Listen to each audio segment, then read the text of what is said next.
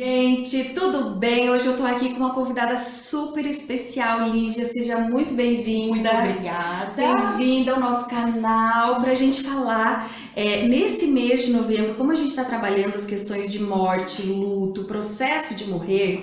A Lígia, ela é doutoranda em Direito Civil e a gente vai falar, é advogada, professora, docente universitária e colegas já há algum tempo. E a gente vai falar sobre as questões da morte digna. Então, assim, testamento vital, algumas outras questões importantes nesse processo que a psicologia e o direito podem contribuir muito para desmistificar esse processo, não é, Lígia? Então, mais uma vez, seja muito bem-vinda, esse espaço é nosso, fique à vontade. Muito obrigada, professora Monique, pelo convite. Esse é um tema muito importante dentro do direito e certamente dentro da psicologia também, e é um tema muito pouco abordado. Ainda existe um tabu, não existe, Lígia? Existe, sem dúvida alguma. Nós temos o tabu da morte, que dentro do direito ele implica consequências bastante graves. Então, nós temos um problema dentro do direito de família em relação às questões de sucessão, porque não há, inclusive, a tradição de fazer testamento, porque é como se fosse pensar na morte. Antecipar esse tema é algo mórbido. Tudo que é mórbido as pessoas não desejam fazer, logo deixam de pensar sobre o próprio patrimônio e, mais especificamente aqui sobre o nosso tema, deixam de pensar sobre o que é morrer com dignidade. Dentro do direito, nós temos a previsão constitucional da dignidade da pessoa humana como um dos fundamentos da República. Então, isso quer dizer que a dignidade da pessoa humana é um dos aspectos centrais do direito civil brasileiro. O que, no entanto, muitas pessoas não compreendem, não entendem, é que a morte faz parte da vida.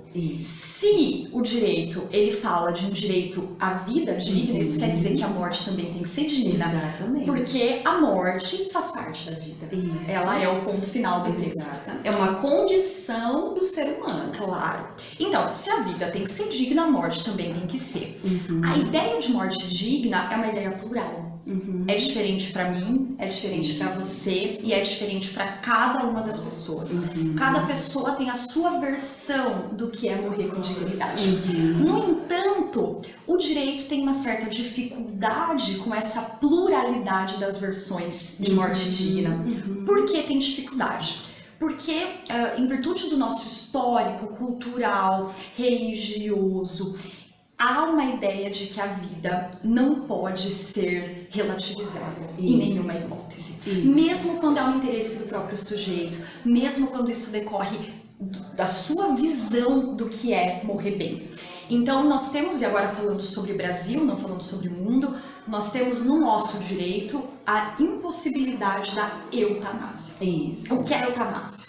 Eutanásia significa a antecipação da morte através de uma conduta ativa de um médico. Aqui no Brasil isso é terminantemente proibido, nosso Código Penal impede, proíbe essa conduta.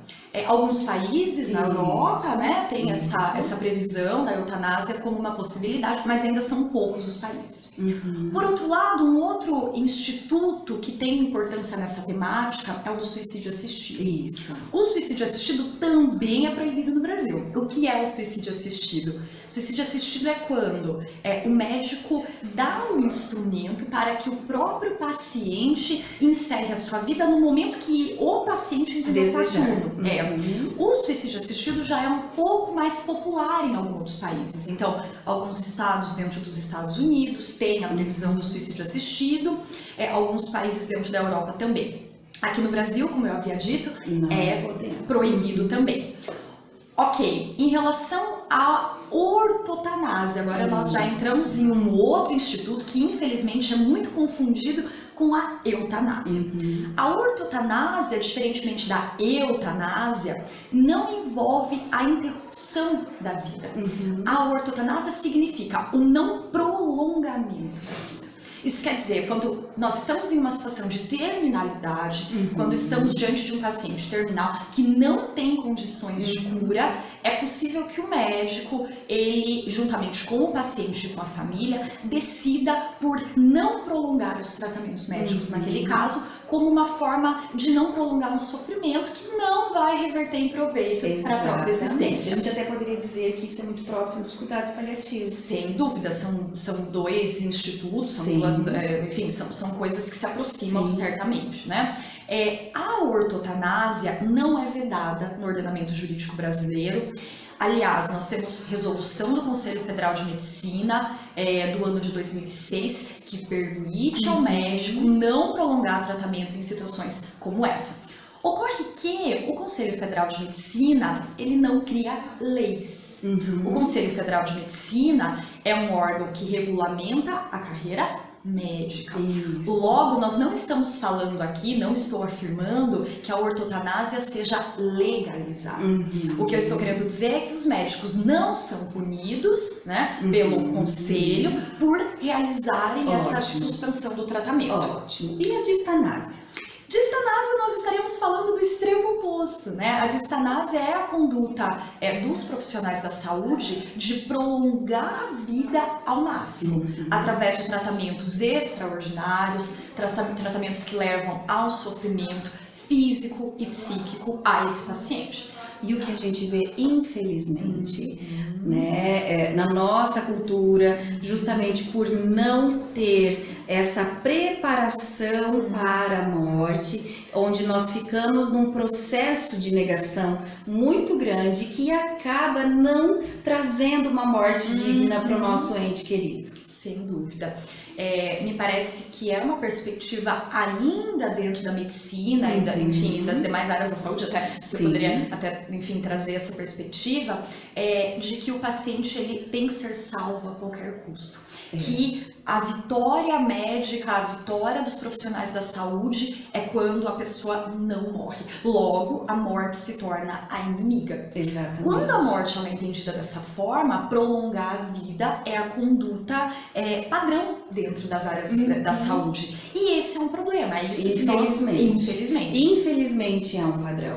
Até por isso essa nossa conversa, por isso eu trazer aqui a professora Lígia para a gente conversar, né, bater esse papo tão importante para que a gente consiga refletir sobre isso. Se eu amo tanto, né, essa minha pessoa, esse meu ente querido, o que fazer para que ele morra com dignidade, para que eu consiga me preparar para uma boa morte e também esse meu ente querido. Como isso ainda é muito tabu, como isso ainda não é discutido, não é falado, a importância da gente estar batendo esse papo.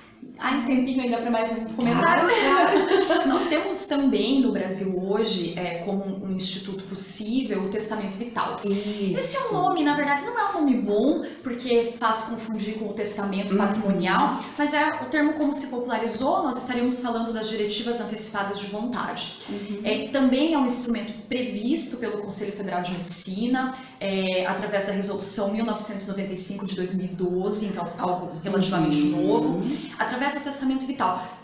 Qualquer pessoa saudável, com mais de 18 anos, lúcida, então com consciência, pode elaborar um documento dizendo a quais tratamentos não deseja se submeter caso venha a se tornar um paciente terminal sem consciência. Logo, é uma antecipação da autonomia. Nós estamos falando de uma antecipação de uma escolha quanto à morte digna. É algo que também não tem lei.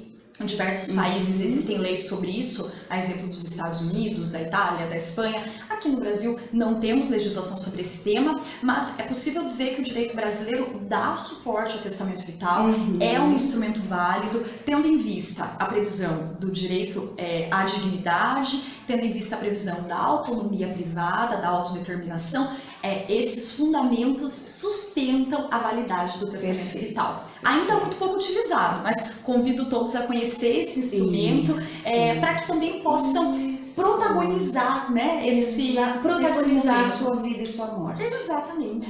Porque de repente numa situação fica à mercê da família, de outras decisões, e que muitas vezes, se a família está numa situação de negação, vai acabar, né, complicando aí muito esse processo. Minha querida, muito Eu que obrigada. agradeço, Obrigada por Monique. estar aqui com a gente. Muito obrigada pelo convite. Seja bem-vinda sempre ao nosso espaço da Ampliar. Ótimo. Tá? E Muito obrigada a obrigada. você que assistiu esse vídeo. Compartilhe, curta e até a próxima. Até. Tchau, tchau.